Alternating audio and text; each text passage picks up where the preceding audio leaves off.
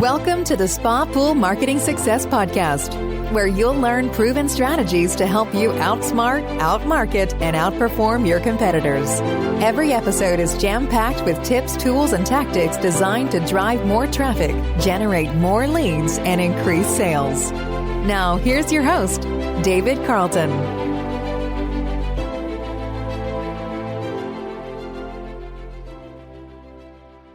Welcome to today's podcast, where I'm going to talk about referral marketing, which is the last step, step 9, in the 9 steps to internet marketing success. Every dealer knows that referrals are the best way to get customers. Referrals from current customers come predisposed to do business with you because a friend or someone they trust referred them. In fact, many small business owners say that referrals bring them the highest returns when compared to other traditional marketing methods such as advertising, direct mail, and social media. And when 30 to 50% of your business comes through referrals, your business becomes self-sustaining, allowing you to focus more on your value-added efforts, like expanding your products and services. Referrals are powerful because they come from a credible third party that has experienced firsthand the benefits of doing business with you. They're even more powerful when they come from a friend because friends typically don't have ulterior motivations, but wish to do what's in your best interest. It's often easier to believe what a friend says versus hearing a commercial or listening to a salesperson whose sole purpose is to make money. Referrals are also valuable because most of the time they are completely free. How would you like to receive the benefits of the most compelling sales advertisement on earth for absolutely nothing? You can with referrals. Finally, I think this is the most powerful reason of all.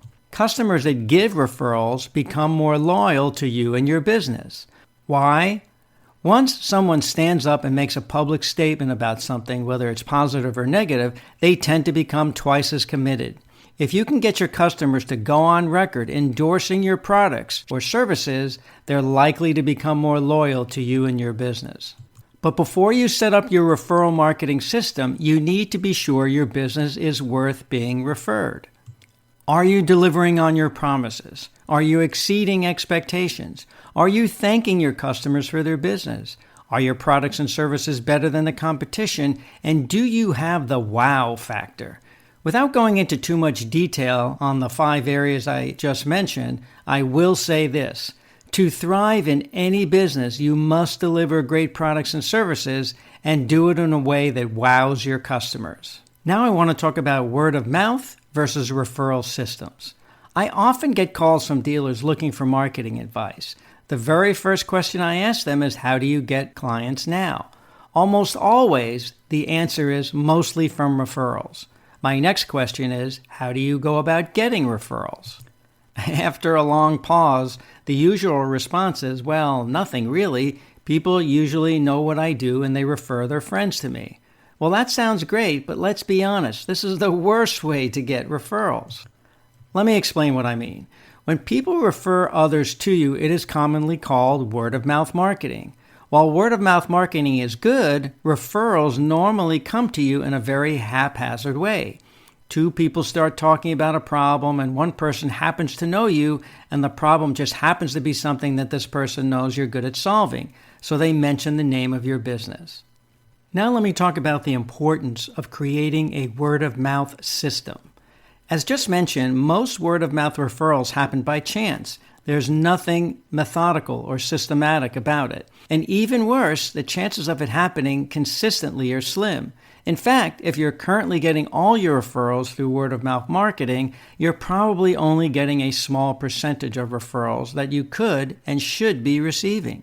If you want to survive and thrive in any type of economy, you can't rely on word-of-mouth marketing as the sole way of getting referrals. It's simply not enough. Now, to be clear, your business needs word-of-mouth referrals, but it also needs a referral marketing system. As you know, systems are what make so many franchises successful. Think about this. Why are everyday franchises like McDonald's so successful? Well, because they have developed systems that work. Make no mistake, people who buy McDonald's franchise are not buying hamburgers. They're buying a program that has proven the test of time. They are buying a successful system. That's why most successful franchises cost so much. They've laid out your success plan in detail. Do what they tell you to do. Connect the dots. Paint by their numbers, and odds of success dramatically increase. You need to do the same for referrals in your company. Create a system. By creating a referral marketing system, valuable, money-making referrals will happen in a systematic, reliable, and predictable way. This sounds easy, so why don't more business owners have a referral marketing system in place? The answer is that most of us get caught up in the day-to-day aspects of running our business, with referrals and leads not always followed up as consistently or thoroughly as they should be. Most business owners know they should do more to get more referrals. They just don't have the time to do it. In other words, it's common knowledge, but not common practice. As I just mentioned, most business owners know they must ask for referrals to get more referrals, but the fear of asking impedes them from moving forward. Fear is rooted in your attitude, meaning if you believe that you are putting your customer out by asking them to give you a referral, then you will never get past the fear of asking. But if you truly believe that by asking them to give you referrals, you're helping them, then your fear will fade quickly. Your customers want to give you referrals. In fact, a recent study found that 91% of clients would give a referral but have never been asked. To me, that's just amazing. People like to give referrals because it makes them feel good to know that they've found a resource and can share their little secret with their friends. In many ways, sharing this information shows them to be someone in the know. And when a customer receives great service, the result of a friend's recommendation, both you and your referring customer feel the benefit of doing a friend a great favor. Over the years, I've tried, created, and implemented many referral programs. What I'm going to discuss with you today are the fastest, easiest, and least expensive way to get referrals for your business. I basically use two methods in my own business and recommend them to clients who want to increase their sales as soon as possible in the most efficient and quickest way possible. Let's take a look. The first strategy is to ask and then follow up. Now, I didn't say it was complicated or not obvious. I said it was easy. If it's that easy, then why don't more people ask? Well, first, they don't know how. Second, they feel awkward asking face-to-face. For many people, asking for a favor is uncomfortable. So how do you do it then? Well, I use greeting cards. Sometimes getting a referral can be as straightforward as sending your best customers a referral marketing greeting card. On the other hand, you should be asking for referrals on just about every letter or postcard you send out. Asking for a referral can appear to be an afterthought and therefore is seen as less threatening to the reader. Remember, don't ask if you're not going to follow up. In most cases, if one of your customers went out of their way to give you a referral, they're eventually going to ask you how their contact worked out. People feel good when they help a friend, and it makes them feel important to be considered as someone in the know. So don't disappoint the referral giver and the referral who might be expecting you to contact them. And of course, don't lose an opportunity to make another sale. The second easy strategy is to thank your customer for giving you a referral. Referrals are magic, powerful, and completely free. Therefore, you should feel obligated to personally thank each person who took the time to give you a referral. If you treat your customers extra special after they've done a great service for you, expect to receive more referrals from that person in the future. By thanking your customer, you reinforce why he or she feels confident to refer your business in the first place. Want to improve your customer service and get more referrals? Here are a few lists I've put together that might help. List number 1, the 12-point customer complaint checklist. Number 1, say I'm sorry. Number 2, listen and don't get defensive or argue. Number 3, empathize and respect their perspective. Number 4, don't make excuses. Number 5, understand the problem by listening and asking questions. Number 6, tell them how you're going to fix it. Number 7, tell them when you'll get back to them. Number 8, thank them for complaining. Number 9, resolve the problem. Number 10, tell them it's resolved. Number 11, do something extra for them. And number 12, continue to stay in touch. The second list is 11 things you can do to really make a difference in your business. Number 1, smile. When greeting a customer in person and on the phone, always smile. Number 2, use age-appropriate greeting. Avoid referring to older customers and women as guys. Number 3, be proactive. Ask how you may be of service. Number 4, stay visible and available but never hover.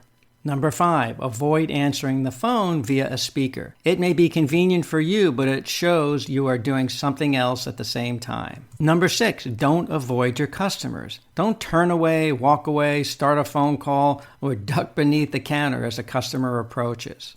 Number 7, limit personal calls. Make personal calls only when on break or out of earshot of a customer. Number 8, never say I don't know unless you add, but I can find out for you. Number 9, aim to please. If a customer wants something that isn't on display, go to the stockroom and try and find it. Number 10, be time sensitive. Don't let chatty customers monopolize your time if others are waiting. And number 11, end every interaction pleasantly. Smile as you're saying goodbye and encourage the customer to come again. The third list contains 9 great customer service ideas. Number 1, greet every customer. Even if you're with someone else, take a moment to greet a new customer and tell them that you'll be right with them. Number 2, return phone calls as soon as possible. Rapid return of a phone call lets customers know how important they are to your business. Don't let 30 minutes pass without returning a phone call whenever possible. And look, I know that's a hard one.